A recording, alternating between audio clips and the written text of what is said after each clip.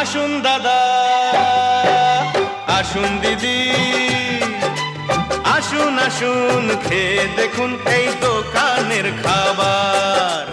আসুন আসুন খেয়ে দেখুন এই দোকানের খাবার।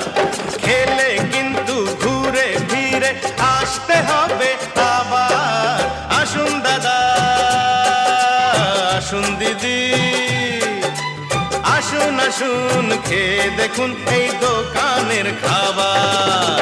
খেলে কিন্তু ঘুরে ফিরে আসতে হবে আবার।